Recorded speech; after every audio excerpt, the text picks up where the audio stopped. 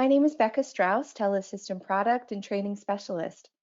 As I'm sure you've noticed, today's workforce and our customers are increasingly dispersed.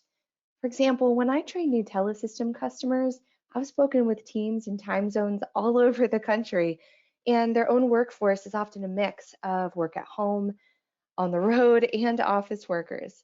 So, with that in mind, I'm looking forward to giving you a tour of a product that can effectively connect you with your internal teams and your customers. The Telesystem voice conferencing service allows you to hold virtual meetings without sacrificing the human factor we all need to feel connected. So when you are dealing with the complexity of people in different places, you can really streamline that by having a meeting, bringing everybody together. But having a service like this helps you have much more than just a simple meeting. With people in different countries, different time zones, different anything, this allows you to have that face-to-face connection. So whether you're a manager that has a team that's in a different state, or whether your customers are all over the place, you can have that face-to-face piece to build the trust that everybody needs. During the meeting, you can communicate in a lot of different ways. You can communicate, for one, by group or individual chat. Now, this can be helpful. For example, if I'm dealing with an internal team and I just want to give them a URL, a web link. So rather than speaking it out, it might be kind of complex and long. I can just put it up in the chat and everybody then can click on it, save it, whatever they need to do. So there's a lot of different ways to communicate. Another method is also to share your screen so you could see what I'm doing, or you can even give remote control of your screen to someone else. So as you're training, as you're troubleshooting, this can be invaluable to being efficient. And you can do voice and or video collaboration. Now, of course, the product is called the video conferencing service, but it's okay if you don't have a camera, a web camera of some sort to actually do that video stream. That's okay. This is still a very effective way to communicate because you can speak with each other and you can do all those other things we just mentioned, like sharing the screen and remote control. Now, there's a lot to this product, so sometimes the best thing is just to see it. So let me give you a little bit of a tour of some of the resources and then show you what it would look like to be a moderator. Now, if you go to telesystem.us, that's our webpage. Hopefully you've been there before, but if not, there's a lot of good information on there as far as resources go. Now you can do a quick search to find this page. It's called Video Conferencing, the product we're talking about today, and it will give you a nice short overview of what the product can do and what you can expect from it. And if you are a customer that has just gotten this product, you can download it right here at the bottom. Now there's plenty of resources available to get you started. This, for example, is a step-by-step how-to of how to download the product properly. So this will be real important just for the first time through to get you started. Once you are in, once you're up and running, you'll be able to use the meeting functionality here. This is the quick reference guide for the service as well. Let's give you a look. All right, so what you're seeing now is the Telesystem voice conferencing service. So I'm a moderator, and that means that I can schedule meetings for my team, and we're all over the place, the people that I talk to.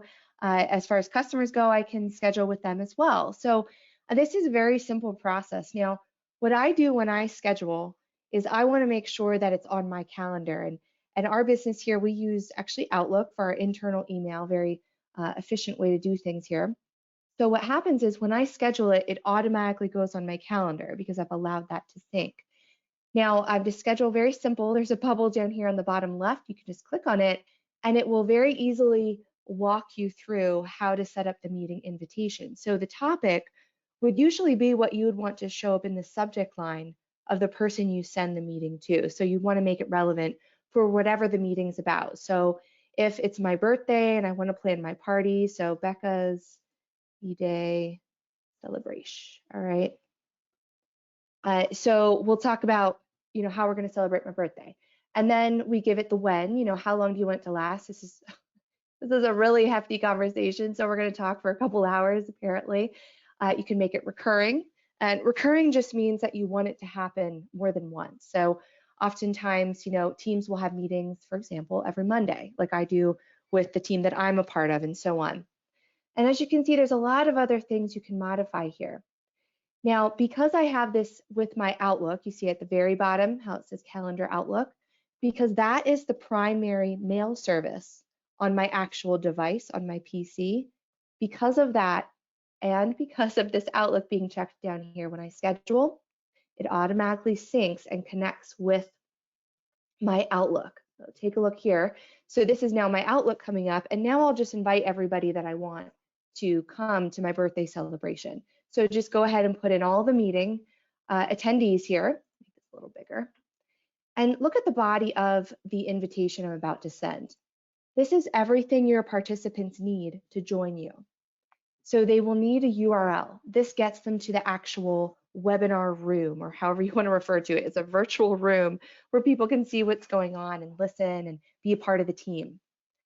If they have a microphone that's part of their computer when they join you, or part of their device that they join you on with this URL, then they are good to go. As soon as they go ahead and they log in using that, which the system easily will walk them through, they're part of the team.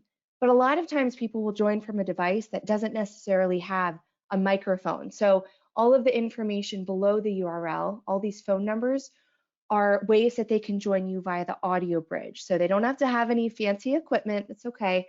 They can just call in and they can join you. So then you can go ahead and send off your invitation.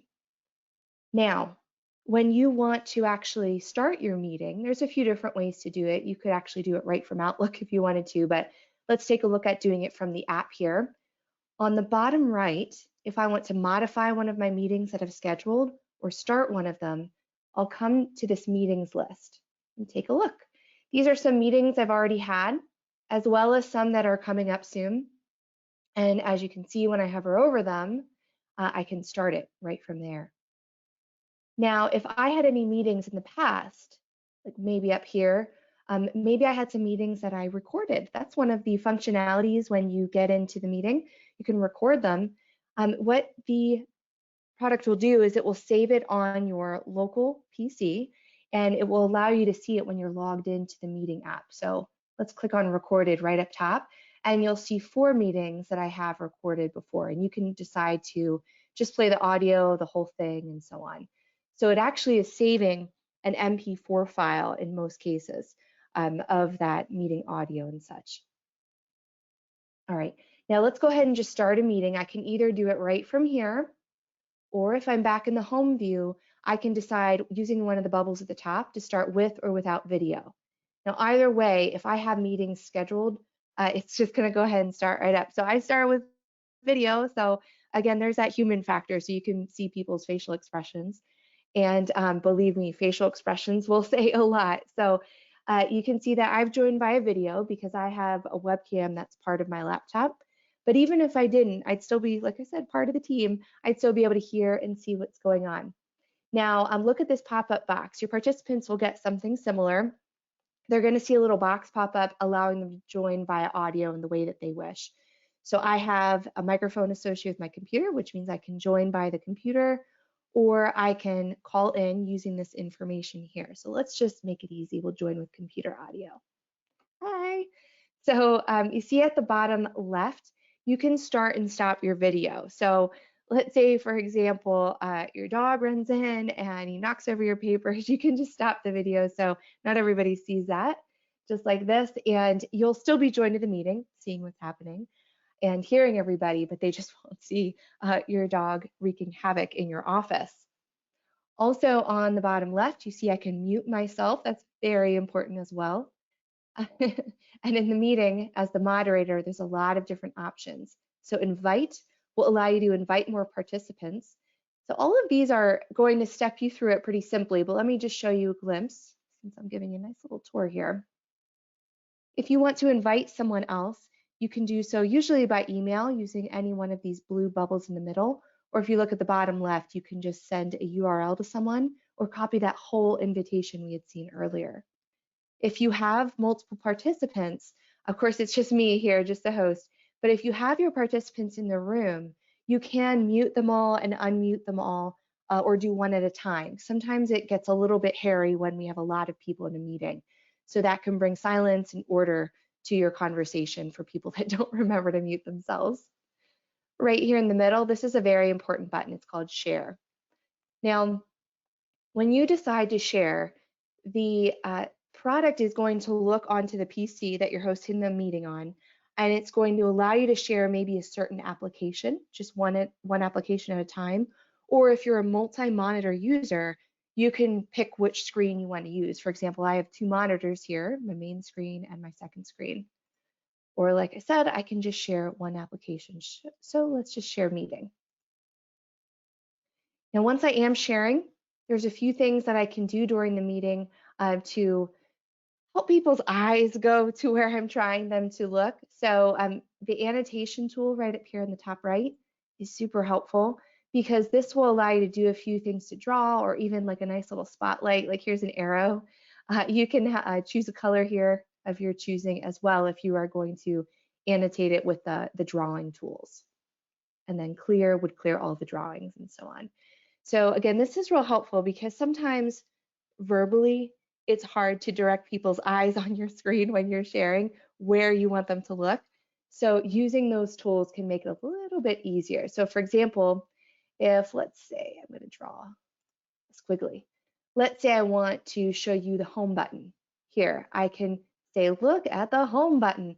And now see how it kind of got lopsided at the bottom? It's because I've chosen to only share that application there. So keep that in mind if you choose application as opposed to the whole window. Let's clear all those drawings.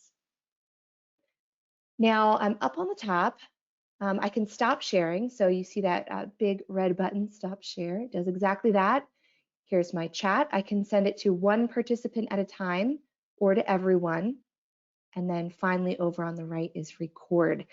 And again, those recordings will actually show up in the app. Now they're being saved on your local device. So I have mine installed on like a PC, on a computer. So it's actually saving it to the program folder that I have on my device. And that's how I see it here on the app. It's not being, that is one thing that's not saved in the cloud. So please be aware that if you are recording meetings, you want to save them for posterity, go ahead and download those files before you switch computers and whatnot. Now, if you end the meeting, the system will allow you to choose to do it for everybody, or you can just leave. So you can allow your participants to carry on with the meeting, or if you just want to pull the cord, you can do that end meeting for all here.